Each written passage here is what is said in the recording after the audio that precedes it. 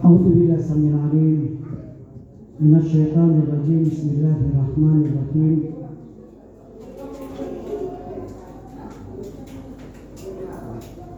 Assalamualaikum ya sayyidi ya Rasulullah wa ala ahli baitika thayyibin at-tahirin.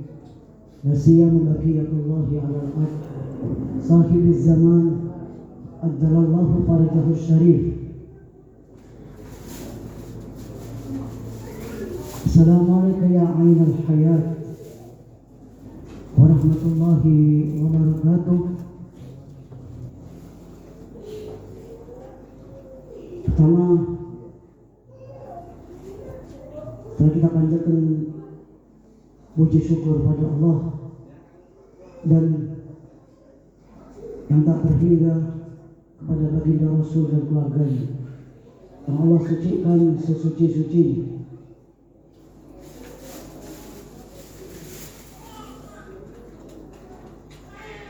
Sekali yang saya hormati,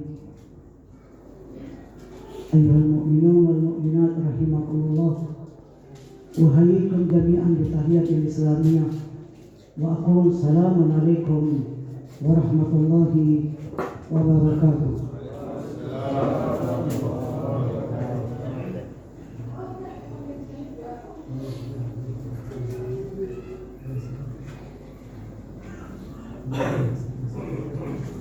Ayat suci Al-Quran yang ada di surat At-Taubah bahwa Allah akan menegakkan agama ini di atas seluruh agama yang ada. Walaupun orang kafir tidak menginginkan hal ini, tapi Allah yang menginginkan. Dan itu akan terjadi nanti di zaman Imam Mahdi salamullahi alaihi, bahwa di zaman Imam Mahdi agama ini akan memimpin seluruh manusia, akan terpentas 100% di muka bumi, baik yang menerima maupun yang tidak menerima, semuanya tunduk dalam pemerintahan sahibuz zaman ajalallahu farajahu syarif. Sehingga semua orang menunggu-nunggu, menantikan munculnya yang akan membawa perubahan secara global dalam seluruh hal.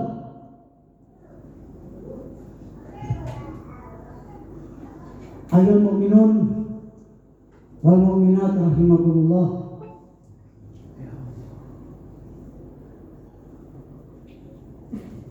di dunia ini seringkali kita bertindak atas apa yang kita sukai dan atas apa yang kita tidak sukai. Kadang yang menjadikan kita senang kita lakukan, tapi jika kita menganggap itu tidak menyenangkan, kita meninggalkan. Seringkali senang tidak senang terhadap sesuatu kita jadikan landasan untuk berbuat. Allah Subhanahu wa taala berfirman, asa an tuhibbu syai'an fa huwa syarrun lakum. Bisa jadi kalian menyenangi sesuatu tetapi di dalamnya banyak keburukan. Wa asa an takrahu syai'an wa huwa khairun lakum. Bisa jadi kalian tadi tidak menyukai sesuatu, tapi di dalamnya kata Allah ada kebaikan lain. Ayat ini Allah ini memberikan pelajaran kepada kita bahwa hidup ini tidak bisa diukur dengan kita suka atau tidak suka, kita senang atau tidak kita senang. Ada orang-orang yang mungkin tidak melakukan sholat malam hanya karena dia tidak suka, dia tidak menginginkan, sehingga dia meninggalkannya. Berapa banyak perbuatan-perbuatan yang hanya karena kita tidak suka, tidak ingin, lalu kita meninggalkannya. Bahkan berapa banyak kita menyenangi seseorang atau tidak menyenangi seseorang hanya karena melihat kita senang atau tidak senang kepada orang itu. Karena itu Imam Ali sallallahu alaihi beliau berkata, setelah aku tegakkan kebenaran, aku ditinggalkan oleh sahabat-sahabatku karena mereka mengukur dengan senang atau tidak senang, sementara kebenaran itu tidak mengenal suka atau tidak suka. Antum suka, itu adalah sebuah kebenaran. Jika Anda tidak suka, itu pun adalah sebuah kebenaran yang kadang pahit, tetapi itulah sebuah realita, sebuah kebenaran.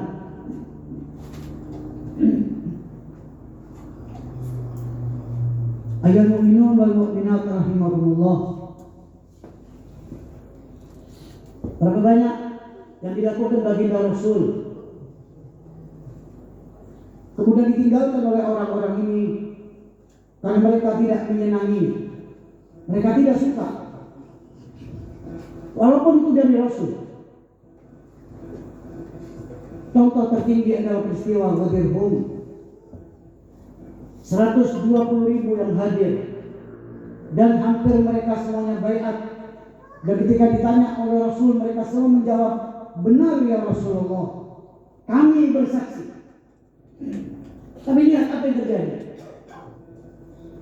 Setelah itu mereka menutupi kebenaran ini karena mereka tidak menyukainya, mereka tidak menginginkannya. Bahkan salah satu orang yang ditanya, kenapa engkau mengingkari peristiwa Ghadir Hum? Orang itu menjawab, aku tidak ingin kenabian dan imamah dipegang oleh satu golongan Bani Hashim. Aku tidak suka.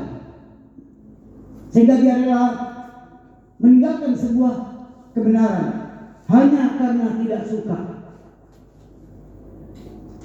Kecintaan kepada sahibul zaman tidak bisa diukur dengan kita suka atau tidak suka. Beliau nanti akan membawa keadilan secara mutlak, akan melawan kezaliman secara utuh. Kita senang atau tidak senang tidak menjadi tolak ukur beliau. Sehingga beliau akan menegakkan agama ini 100%. Siapapun setelah nanti bumi ini dipenuhi oleh kedurjanaan dan kezaliman, beliau akan datang membawa keadilan secara penuh, terlepas kita suka atau tidak suka dengan apa yang beliau bawa dan apa yang beliau sampaikan.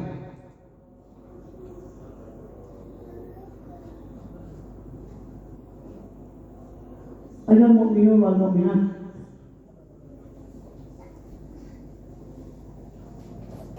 orang-orang yang menjadikan keinginannya, kesukaannya, kesenangannya sebagai tolak ukur, seringkali ketika dia diperdengarkan kebenaran, saat kebenaran tidak sama dengan yang dia inginkan, tidak sama dengan ia sukai, maka kebenaran itu akan ditinggalkan hanya karena tidak sama dengan yang dia inginkan.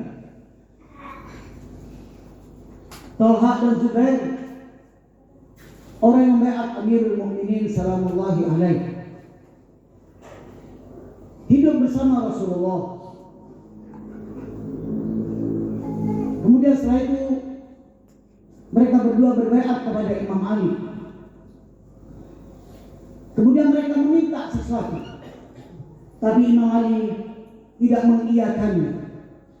Lalu sejak itu mereka tidak suka kepada Imam Ali, walaupun yang disampaikan oleh Imam Ali sebuah kebenaran. Akhirnya mereka berdua memerangi Imam Ali. Dan kemudian mereka berdua terbunuh dalam peperangan itu. Semua yang dilakukan hanya karena mereka berdua tidak suka, karena keinginannya ketika disampaikan kepada Imam Ali oleh Imam Ali tidak disetujui. Bisa jadi keinginan kita kadang menjadi tolak ukur. Ada orang-orang yang berkata, saya sudah berhenti berdoa, berhenti sholat, hanya karena doa saya, sholat saya selama ini saya lakukan tidak memberikan apa-apa pada saya. Yang saya inginkan juga belum tercapai, yang saya inginkan juga belum terkabul. Lalu mereka berhenti. Kenapa berhenti beribadah? Berhenti sholat, berhenti segala macam. Karena yang diinginkan tidak tercapai. Sehingga keinginannya yang berupa materi itu menjadi tolak ukur kecintaan dan tidak cintanya dia pada seseorang. Kita pun kepada imam seperti itu. Kita tidak boleh mendasarkan kita cinta atau tidak cinta kepada imam hanya karena kita suka atau tidak suka, ingin atau tidak ingin. Tapi sudah waktunya kita bertanya, apa yang diinginkan oleh imam kepada kita, agar imam mencintai kita. Orang-orang bertanya kepada Rasul, apa yang kau inginkan dari kami? Apa yang kau minta dari kami?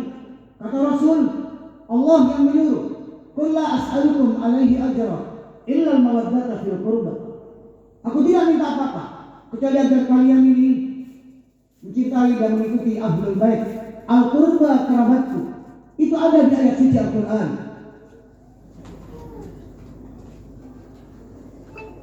Sebagian menginginkan hal ini dan sebagian menolak. Kata sebagian, tidak cukup Muhammad minta agar kita mencintai dirinya, bahkan meminta juga kita mencintai keluarganya.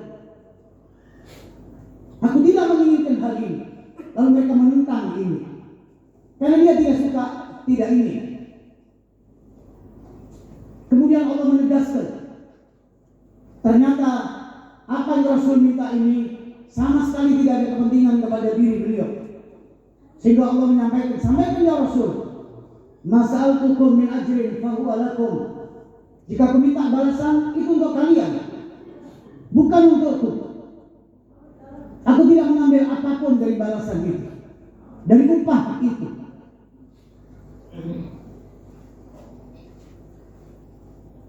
Kadang kita harus mengorbankan rasa suka, tidak suka, senang, tidak senang. Ketika di depan kita ada tolak ukur yang jelas, yaitu para imam, khususnya hari ini kelahiran sahibuz zaman, ajjalallahu farajahu syarif. Ketika kita memperingati hari kelahiran beliau, artinya kita berikrar bahwa kesukaan beliau akan lebih kita kedepankan dari kesukaan kita. Keinginan beliau akan lebih kita kedepankan daripada keinginan kita. Sehingga kita tidak lagi bertanya apa yang kita inginkan, tapi kita mulai bertanya apa yang beliau inginkan. Sehingga ketika dalam menanti, kita benar-benar setiap hari, bulan dan tahun kita berjalan selalu bertanya di setiap perjalanan itu, apakah ini yang diinginkan oleh sahibul zaman? Kita tidak lagi bertanya, apakah sahibul zaman sudah berbuat seperti yang aku inginkan?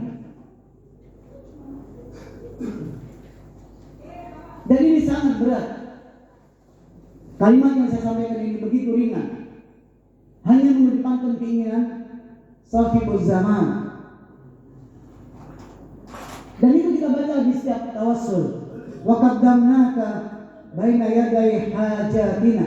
Aku akan kedepankan engkau di antara hajat-hajatku. Kalimat yang begitu ringan.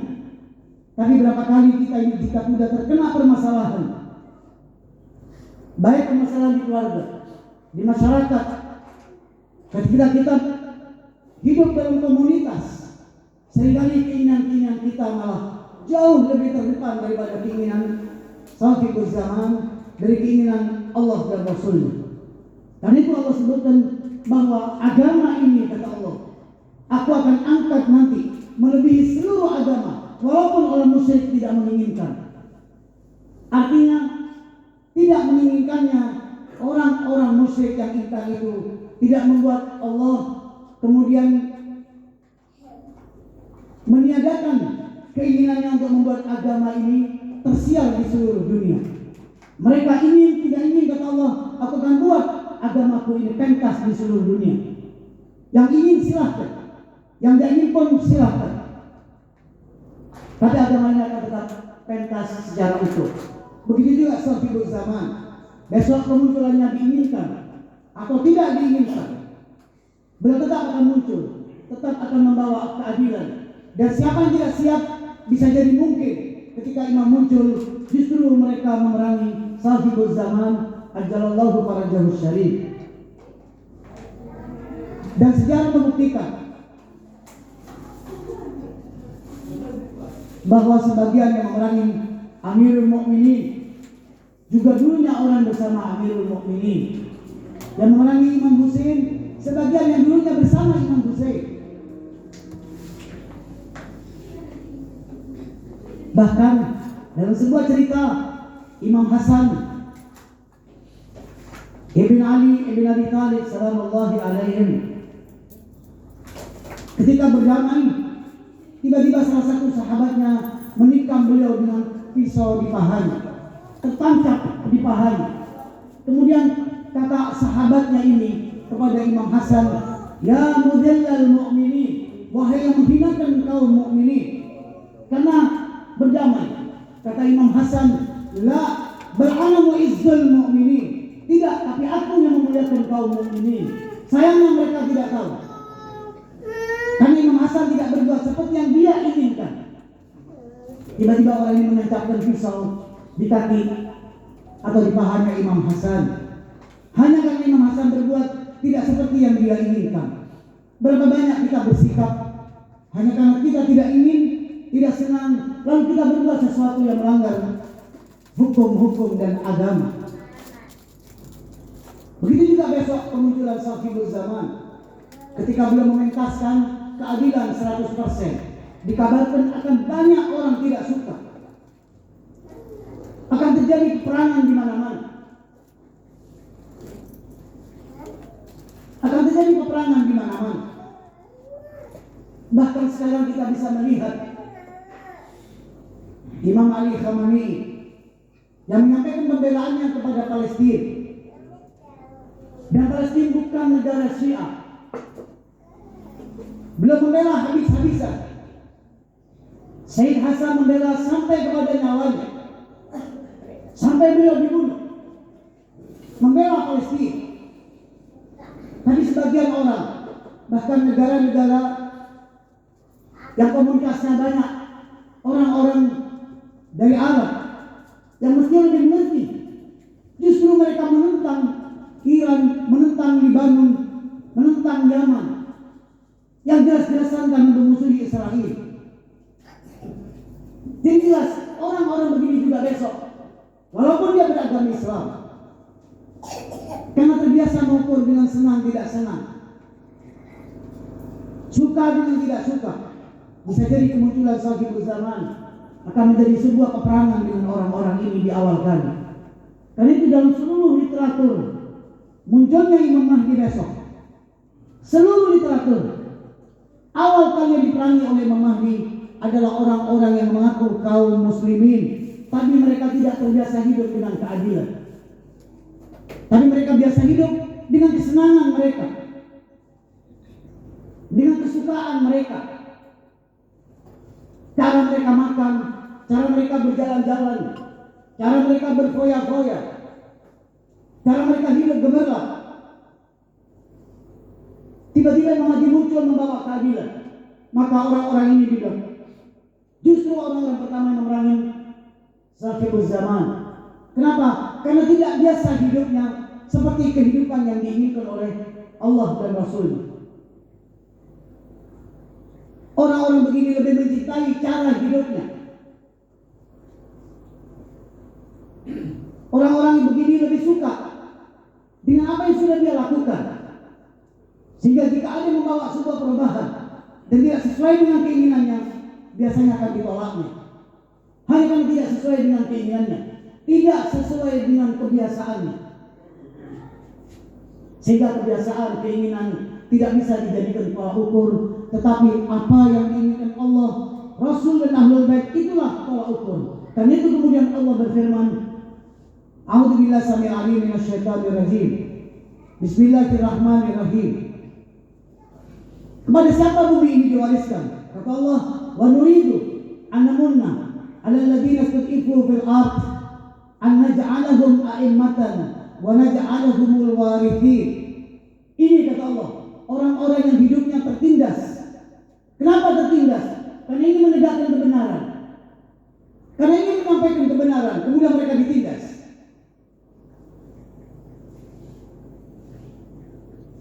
Sejak zaman Rasul, pengikut Rasul sudah ditindas. Sejak zaman Imam Ali, para pengikut Imam Ali ditindas. Pengikut Imam Hasan ditindas. Pengikut Imam Husain ditindas. Dan siapa yang mengikuti jalur ini pasti ditindas. Iran mencoba mengikuti. Begitu mengikuti, seluruh dunia mengeroyok Iran. Tapi mereka bertahan. Imam kemudian Lebanon mencoba bangkit. Begitu bangkit, langsung diserang dan dihancurkan. Mereka waktu itu mengalami sebuah penindasan yang begitu parah. Yaman pun begitu. Begitu menyebutkan, kami ingin hidup dalam wilayah Daulah Ahlul Bait, baru mereka diserbu habis-habisan. Karena sebelumnya Yaman tidak pernah ada yang menyentuh. Siapapun yang berdiri di jalur ini, di jalur Allah, Rasul dan Ahlul Bait, sampai kepada akhir zaman, siap-siap menjadi kaum mustad'afin, orang yang akan ditindas. Apapun yang mereka lakukan salah. Jika bicara kita dianggap berbohong. Jika menyampaikan kita tidak diterima. Jika bergaul Anda dicurigai.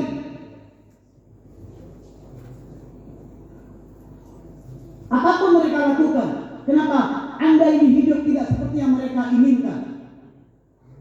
Tiba-tiba Anda memilih jalur ini. Kalau hidup di jalur ini, kata Allah, hati-hati. Ini jalur ini jalurnya orang-orang mustad'afin, orang-orang yang ditindas dalam kehidupannya. Tapi ingat kata Allah, kepada orang-orang ini nantinya kami akan jadikan para pemimpin dan kami akan jadikan pewaris Rasul dan Ahlul Bait. Kami kata Allah yang menginginkan itu. Dan jika Allah menginginkan, tidak ada yang bisa menghalang-halangi.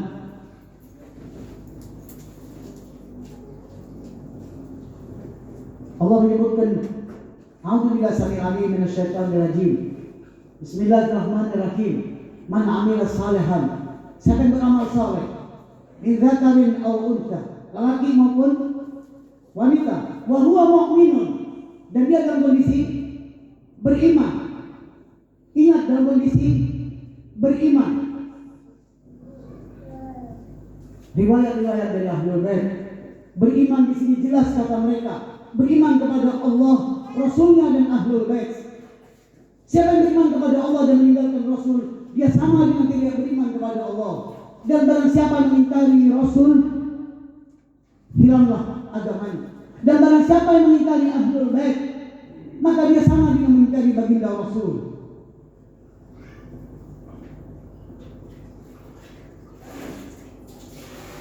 Kemarin saya bercerita pada satu orang yang bertanya. Saya bilang dalam kehidupan ini semua orang meyakini tidak ada amal yang lebih penting daripada sholat. Dan sholat itu diatur seluruhnya. Kapan Anda baca Fatihah? Kapan Anda baca surat? Kapan Anda ruku? Apa yang dibaca? Kapan Anda sujud? Berapa hitungannya? Jika kosor berapa? Semuanya diatur. Tidak ada yang diatur. Tidak ada yang Anda atur. Semuanya Allah yang mengatur. Seluruhnya. Sejak awal mulai dari takbir Allah atur. Tapi ingat, ketika Anda sudah takbir, baca Fatihah, baca surat, kata Allah belum selesai, lanjutkan. Kalau bersyahadat asyhadu an la ilaha illallah wa asyhadu anna Muhammadar Rasulullah, selesai belum, kata Allah. Bahkan Imam Syafi'i yang menyampaikan, yang sekarang ini dianggap sebagai pemuka mazhab Ahlus Sunnah. Kata Imam Syafi'i, tetap batal sholatnya sampai dia bersalawat kepada Rasulullah dan keluarga Rasulullah. Ini yang menjadi diterimanya sebuah sholat.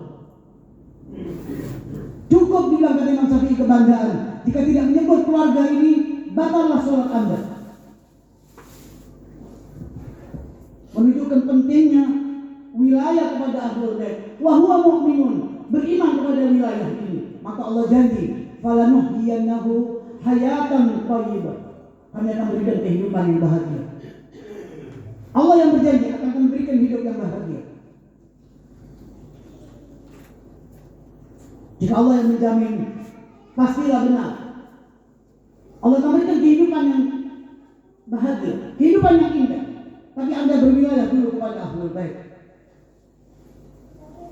Berwilayah arti menerima mereka, menerima sabda-sabda mereka, menerima aturan-aturan mereka, menerima ajaran-ajaran mereka sambil mempelajari. Ayo repot, Anda belajar sebentar. Hari ini saya sampaikan 1 menit, 1 detik bahwa babi hukumnya haram. Hanya 1 detik saya menyampaikan, babi haram. Tapi ingat, 1 detik ini mengikat Anda sampai mati. Seumur hidup Anda diikat oleh kalimat ini, bahwa babi hukumnya haram. 1 menit saya ajarkan, tapi mengikat seumur hidup. Sampai Anda mati Anda tidak boleh melakukan itu. Padahal kita mempelajarinya sebentar. Berapa banyak ilmu itu kita pelajari sebentar, tapi mengikat kita seumur hidup. Kadang ikrar menerima wilayah hanya 1 detik, 1 menit. Tapi begitu menerima, muncullah yang namanya konsekuensi. Mau tidak mau, Anda suka atau tidak suka, kita harus menerima itu. Semakin Anda menerima, semakin tinggilah nilai Anda di sisi mereka. Secapek Anda apa Anda ini dalam melaksanakan apa yang Allah Rasul dan Ahlul Bait inginkan, semulia itulah kedudukan Anda di sisi Allah.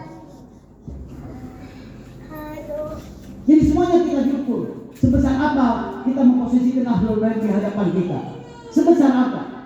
Dalam seluruh kehidupan, ketika Anda bangun, tidur, berniaga dan segala macam, itu yang dipertanyakan. Sebesar apa Anda memposisikan Ahlul Bait?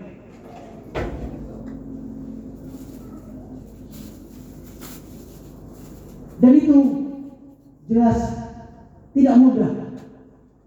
Dan tidak mudahnya itu datang ketika Anda menghadapi sebuah permasalahan. Jika orang tidak mengalami permasalahan, kadang dia berani mengucapkan. Tapi begitu masalah datang, baru diketahuan. Semuanya berat. Kalau atasan ditegur bawahan, itu baru berat. Tapi kalau bawahan ditegur atasan, hal biasa. Seorang ayah ditegur anaknya, dan memang salah, belum tentu mudah menerimanya. Karena dianggap menegur lebih bawah. Kadang mereka tidak suka. Kadang seorang istri menegur suaminya, kita tidak suka, karena menganggap kita lebih tinggi.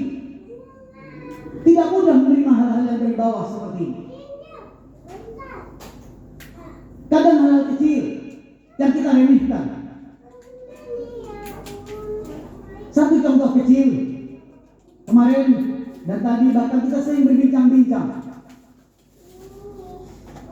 Kita ini sering jika di acara, saya mohon maaf, sering jika di acara-acara, kita tidak tahu makanan ini dari mana.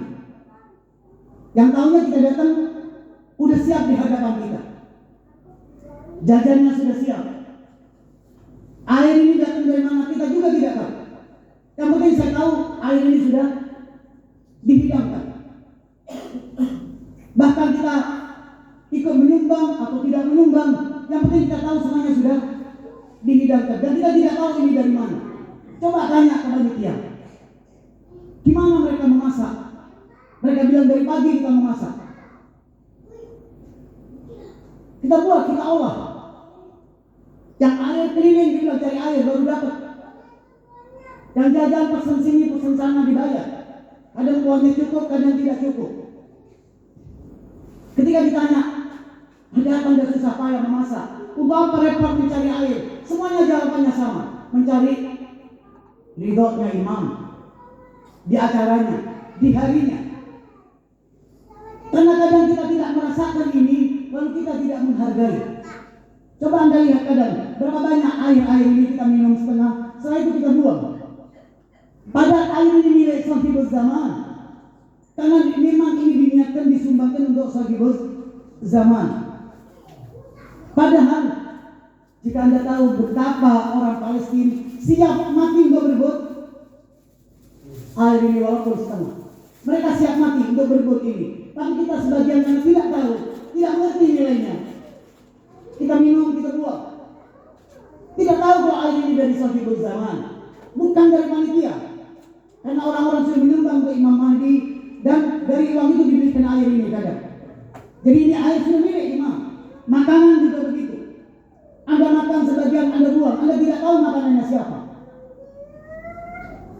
Berapa banyak teman-teman waktu ke Masyhad, waktu ke Najaf, jika ada makanan dari imam, karena sering dari makam itu diberikan makanan hadiah, kita jaga. Sebagian dari mereka dibawa pulang untuk diambil berkahnya. Tapi aneh, jajan yang ada ini dan makanan yang ada dari imam kita buang. Karena kita tidak tahu itu dari siapa. Padahal itu dari imam. Jika Anda tidak memakannya, bawa pulang. Berikan berkahnya ini kepada anak-anak Anda. Taruh untuk besok. Anda tidak tahu berkahnya, Anda akan lihat betapa kita akan berebut hal ini. Itulah kenapa saya katakan air, makanan, nasi, segala macam. Kadang kita tidak tahu nilainya karena kita tidak tahu dari mana ini. Milik siapa ini? Kalau kita tahu kebesaran sahibul zaman, kita akan tahu nilainya. Ini yang dimaksudkan. Bahwa kadang kita menganggap hal-hal yang kecil, hal-hal ini remeh. Padahal ini tidak remeh. Kalau kita tidak memulai dari yang kecil, kita tidak akan pernah bisa berbuat yang besar. Tiba-tiba Anda berdiri di depan untuk berjihad mati. Siapa yang bilang? Untuk berjihad di depan mati itu harus dimulai dari yang kecil. Tiba-tiba satu orang mensedekahkan ini 10 juta untuk acara. Jangan pernah bermimpi memberikan 10 juta jika Anda tidak pernah memberikan 50.000 rupiah. Semuanya harus dilatih. Menanti sahibul zaman, seperti yang bilang dari awal, tidak bisa ditolak ukur dengan senang, tidak senang, suka, tidak bisa. Allah janji akan diberikan kebahagiaan, hayatan thayyibah, tapi mengikuti mereka ini, mengikuti jalurnya. Walaupun kadang kita tidak suka dengan hal itu, kita kadang tidak senang, tetap jalan.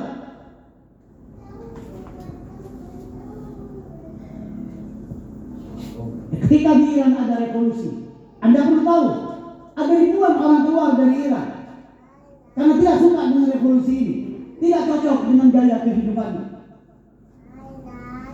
sama sekali tidak cocok, sehingga mereka keluar.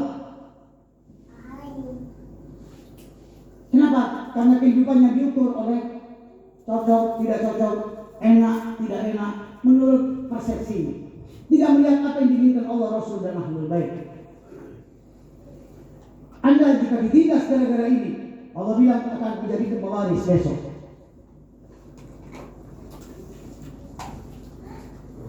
Ada ikhwan, selain suka, tidak suka. Yang kedua, tidak bisa kita ini mengukur sesuatu dengan apa yang kita ketahui dan apa yang kita tidak ketahui.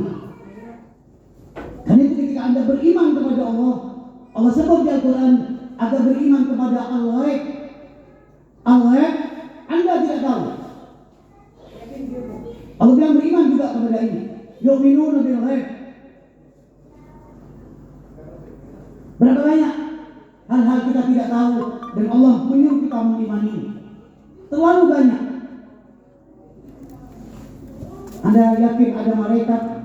Anda tidak pernah tahu di mana malaikat dan seperti apa. Anda yakin ada surga, ada neraka, dan Anda tidak pernah tahu seperti apa surga dan neraka itu. Ada siksa kubur, ada bongkar kubur itu Anda tidak melihat mana siksanya. Tapi Anda yakin ada siksa kubur. Berapa banyak sesuatu yang kita tidak ketahui Tapi bukan berarti sesuatu itu tidak ada. Bukan berarti sesuatu itu tidak benar.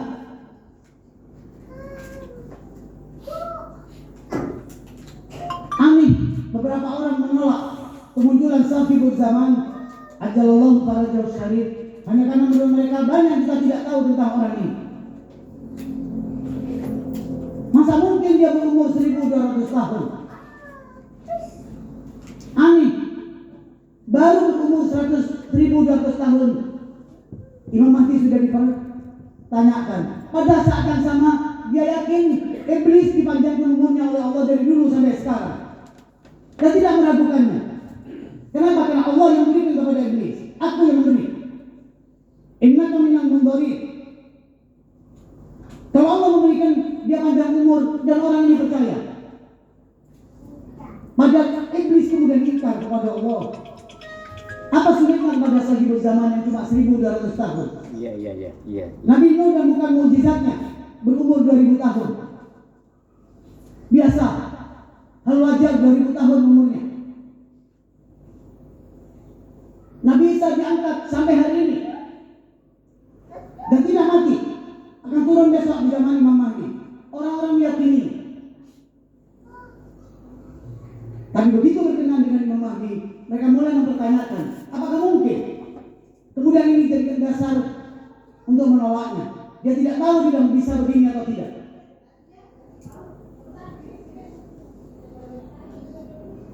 Bahkan nanti banyak kejadian-kejadian pada waktu Imam Mahdi muncul yang kadang menurut Anda tidak masuk akal dan Anda tidak bisa tahu hari ini. Anda tidak bisa mengerti. Anda tidak bisa mengerti kejadian-kejadian begitu banyak dalam riwayat-riwayat seputar kemunculan sahibul zaman. Tapi kita harus beriman. Kita harus yakin. Walaupun kadang kita tidak mengetahui, walaupun kadang akal kita tidak menjangkau, walaupun kadang pemikiran kita tidak menjangkau, tapi ini sebuah realita, sebuah kebenaran. Karena tidak bisa diukur, saya tahu atau tidak tahu. Ini sebuah kebenaran. Saya mengerti atau tidak mengerti, akal saya bisa menerima atau tidak bisa menerima. Salah satunya ketika Allah berfirman agar Anda beriman kepada Allah. Dan banyak yang Allah dari sahibul zaman. Bayangkan ayahnya yang bernama Isa Imam Hasan Al-Askari dikepung oleh tentara, tidak bisa kemana-mana, dan istrinya bersamanya, Ibunda Narjis. Dan mereka menunggu jika ada yang lahir, perintah waktu itu bunuh. Semua sudah dikepung, pengikutnya tidak ada yang bisa menziarahi. Semua bakalan kesulitan. Tapi mereka tidak melihat gejala-gejala Narjis hamil mungkin, apa yang terjadi, kapan Imam Mahdi lahir, mereka tidak tahu semuanya. Tapi ketidaktahuan mereka tidak membuat Allah mengurungkan niatnya untuk munculnya orang yang agung ini. Belum lahir, padahal mereka tidak tahu kapan lahirnya, mereka tidak ada yang tahu. Padahal musuh ini sedang menunggu untuk membunuhnya. Umur 5 tahun ketika ayahnya wafat, semua sepakat yang mensolati ayahnya adalah sahibul zaman. Umurnya 5 tahun dan sedang ditunggu untuk dibunuh. Seluruh tentara ada, mereka tidak tahu yang mana Imam Mahdi yang memimpin sholatnya. Semuanya dikabulkan oleh Allah. Kenapa? Karena ini kehendak Allah. Sehingga mereka tidak tahu ketika Imam Mahdi memimpin sholat kepada ayahnya yang bernama Imam Hasan Al-Askari. Tiba-tiba di sampingnya ada orang yang juga sholat, yang sudah berumur. Orang-orang tidak tahu. Kemudian tanya kepada sahibul zaman, siapa? Kata beliau, saudaraku Khidir. Dan kita percaya Khidir berumur ribuan tahun. Yang jadi pembahasan hanya Imam Mahdi. Imam Mahdi pembahasannya sama dengan wilayah Ahlul Bait. Seluruh ajaran Rasul selain oleh Syiah diterima, kecuali wilayah Ahlul Bait. Begitu juga orang-orang yang berumur panjang semua mereka terima. Khidir terima, Nabi Isa terima, Iblis terima, Imam Mahdi. Nah ini baru kita pertanyakan. Hanya Imam Mahdi yang dipertanyakan. Hanya untuk jadi dasar penolakan. Ini kehendak Allah untuk beliau memimpin. Dan terakhir saya jelaskan nanti akhir zaman Dikabarkan Mahdi akan muncul di kota Makkah dalam peristiwa Haji Akbar. Kemudian beliau akan mendengungkan bahwa beliaulah Sahibul Zaman, beliaulah Imam Mahdi. Kemudian mereka akan mendengar suara dari langit seluruh dunia dalam bahasa masing-masing atas kebenaran kepemimpinan Sahibul Zaman. Dan dalam riwayat dikatakan itu suaranya malaikat Jibril. Semua di dunia orang mendengarkan. Tapi jika seluruh dunia mendengarkan, bukan berarti seluruh dunia akan beriman. Jangan khawatir. Mereka pernah melihat Rasulullah memecah pohon yang setengah datang, kemudian kembali lagi. Pohon itu sujud kepada Rasul. Selesai mereka melihat semua, lalu mereka berkata, sekarang kita sepakat ya Rasul, ya Muhammad, kalau engkau penyihir, jangan antum berpikir jika sudah mendengar kemudian beriman. Mereka melihat pun kadang tidak beriman. Semuanya kembali pada pribadi masing-masing. Lalu Imam Mahdi menyampaikan tentang kepemimpinannya. Orang-orang mulai membaiat. Terjadi perang besar di Mekah, dimenangkan Imam Mahdi. Lalu Imam Mahdi menaruh pimpinan yang mana namanya Dzun Nafs Az-Zakiyah dari keturunan Imam Hasan untuk memimpin kota Mekah. Lalu beliau ke kota Madinah. Dalam riwayat sampainya di kota Madinah, pemimpin yang ditunjuk dibunuh di kota Mekah. Antara Ka'bah dan Maqam disembelih.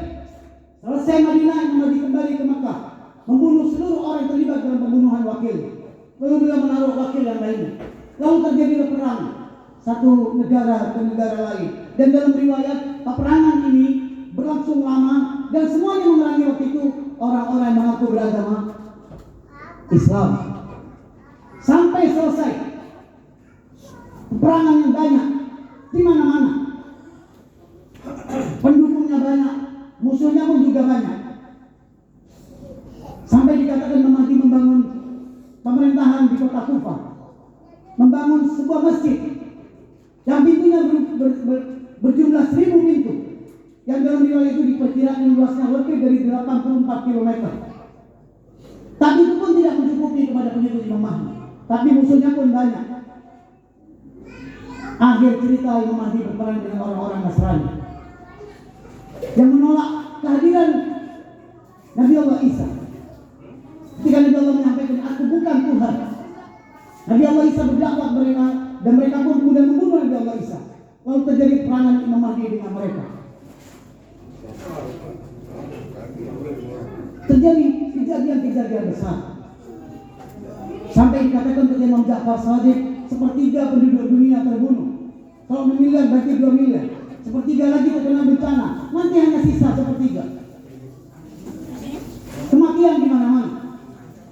Kenapa mereka menentang kebenaran saat kebenaran tidak sama dengan yang mereka inginkan? Tidak sesuai dengan yang mereka inginkan. Tapi Allah bilang kehidupan bahagia seperti yang aku inginkan. Kalian beriman kepada Allah, pasti aku berikan kehidupan hayatan thayyibah. Lalu Imam Mahdi mulai memimpin.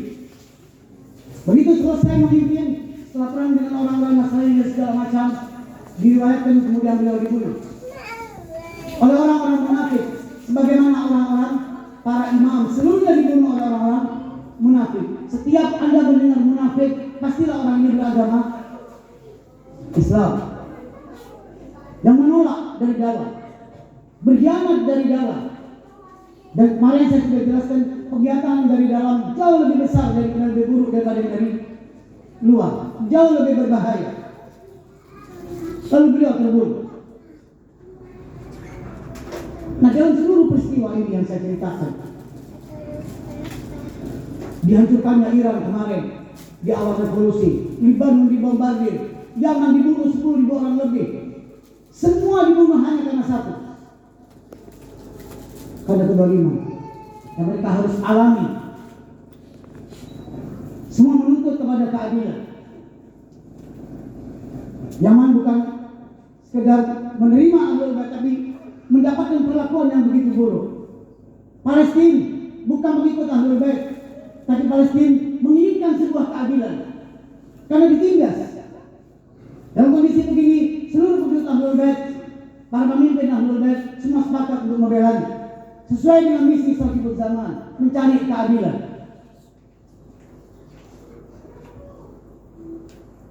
Tapi selamanya kemenangan akan ada pada pihak-pihak yang berbuat kebenaran. Dan hari ini Anda tidak akan melihat kuburan-kuburan dikunjungi, kecuali kuburan para pembela kebenaran. Ayyuhal mu'minun wal mu'minat. Ingat, jika Anda keliling kemana-mana, Anda hanya akan menemukan kuburannya orang soleh yang diziarahi. Dan ingat, kadang yang berziarah ke kuburan orang soleh ini juga orang jahat. Ada orang yang mencuri masih berziarah dulu kepada orang-orang soleh ini, bertawasul. Ada orang yang menipu masih bertawasul. Yang buruk pun kadang meminta kepada orang yang soleh. Subhanallah, kuburannya orang-orang buruk, Fir'aun, Yazid, Muawiyah dan semuanya, orang buruk pun tidak mau meminta kepada mereka, apalagi orang soleh. Mereka sudah hilang ceritanya. Kita pun besok begitu. Jika hari ini kita hidup dalam kezaliman, keburukan, yang buruk pun tidak akan ziarah ke kita. Tapi jika Anda berada dalam kebaikan, maka ketahuilah kebaikan itu milik Allah dan akan kekal bersama Anda. Tugas kita hari ini, jika ingin memperingati wilayah Sahibul Zaman, adalah bagaimana Anda menyelaraskan sedikit demi sedikit, hanya sedikit demi sedikit, mungkin dengan sholat-sholat sunnah, bacaan-bacaan, merubah kebiasaan-kebiasaan. Setiap hari mungkin Anda bangun, yang Anda ingat Sahibul Zaman. Siapa yang Anda ingat pertama kali, itulah orang yang paling Anda cintai. Anda ingat kepada beliau, Assalamualaikum ya Sahibul Zaman. Anda makan, Anda ingat Sahibul Zaman. Anda keluar rumah, Anda ingat Sahibul Zaman, karena dia imam Anda hari ini. Terus cantik, Anda mau tidur ingat Assalamualaikum ya Sahibul Zaman. Semakin banyak Anda mengingatnya, menunjukkan besarnya kecintaan Anda kepada beliau. Dan setelah itu kecintaan ini bilang akan tertanam. Dan jika tertanam, bilang Anda akan melihat beliau di depan, sehingga Anda gampang mentolak ukuri perbuatan-perbuatan. Begitu mudah. Jika ada orang mengajak Anda ke arah yang tidak baik, Anda hanya melihat, oh tidak sesuai dengan orang yang saya sampaikan tiap hari. Di mana Anda akan berkata Assalamualaikum ya Sahibul Zaman, kemudian Anda memfitnah, kemudian Anda mencaci, Anda menyakiti orang lain, Anda berbuat yang tidak benar, Anda berbuat yang tidak baik, hanya tidak sesuai. Kalau Anda berkata Assalamualaikum ya Sahibul Zaman, ini bertentangan. Tapi jika Anda camkan terus setiap hari, dalam seluruh aktivitas Anda, dia akan jadi sebuah kekuatan. Akan jadi kekuatan. Setiap Anda akan berbuat yang tidak benar, dia akan datang. Bukankah kau bersalam kepada Sahibul Zaman? Jika Anda lagi malas berbuat baik, akan datang. Bukankah ada Sahibul Zaman yang kau kedepankan? Kenapa kau malas sholat sunnah? Kenapa kau malas? Satu demi satu akan diingatkan. Perbanyak menyebutnya, perbanyak Anda mengingatnya, sehingga beliau nanti akan banyak mengingat Anda sebagaimana Anda mengingatnya. Nah, mudah-mudahan apa yang saya sampaikan ini menjadi sebuah renungan untuk si pembicara khususnya, bahwa kecintaan kepada Sahibul Zaman tidak bisa diukur dengan kita cinta atau tidak cinta pada sesuatu, suka atau tidak suka pada sesuatu, tahu atau tidak tahu terhadap sebuah sesuatu. Jika itu permintaan Allah Rasulullah, Anda hanya berkata seperti Anda sampaikan di tawassul, waqad damna baina yaday hajatin. Kami akan tempatkan kau di antara hajat-hajat kami, kepentingan-kepentingan kami. Jika beliau di depan, bawalah beliau kemanapun Anda pergi. Wasiat terakhir dari beliau dan dari para imam, kata mereka, wahai Bani Adam, ingat, jika Anda besok meninggal, warga Anda, orang-orang di sekitar Anda, semuanya akan bertanya, apa yang ditinggalkan oleh semua ini? Anak, mobil, rumah, harta berapa, dan segala macam. Kalau mulai dibagi-bagi. Lalu kata imam, ketahuilah, tapi jika Anda meninggal, malaikat kami dan kami tidak bertanya apa yang Anda tinggalkan. Yang kami tanya, apa yang Anda bawa kepada kami. Itu yang ditanya oleh mereka, apa yang Anda bawa, bukan apa yang Anda tinggalkan. Yang Anda tinggalkan kepada mereka kami tidak peduli. Itu bukan milik Anda.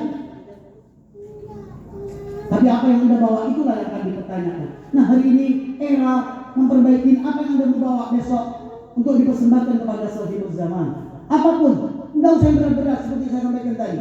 Menyebut namanya sering, memakan nyebut, segala macam sebut, ingat kepada beliau. Cukup, satu demi satu, lalu mulai meninggalkan hal-hal yang tidak dibenarkan oleh syariat dan agama ini.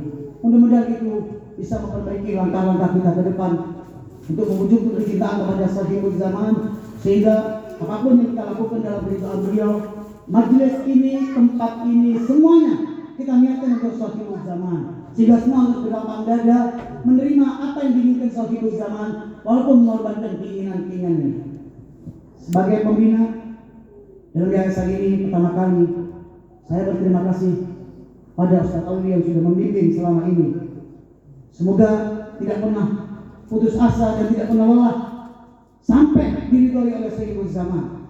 Dan kepada yang hadir juga, yang anaknya dididik atau apapun, tolong didukung, bawa anak-anaknya ke sini, dukung. Kita sudah berbuat segala macam, hanya kita didukung untuk dibawa anaknya ke tempat ini. Dan kepada pemilik tempat ini, saudara saya Habib Bashir Sukron, saya berterima kasih karena beliau memberikan tempat ini untuk dipakai. Dan ini semua ada dalam catatan sahibul zaman. Dan siapapun yang kemarin menyumbang, tidak ada yang tertinggal, pasti tercatat lagi besok di depan sahibul zaman. Ketika Anda ditanya apa yang Anda bawa, bukan apa yang Anda tinggalkan.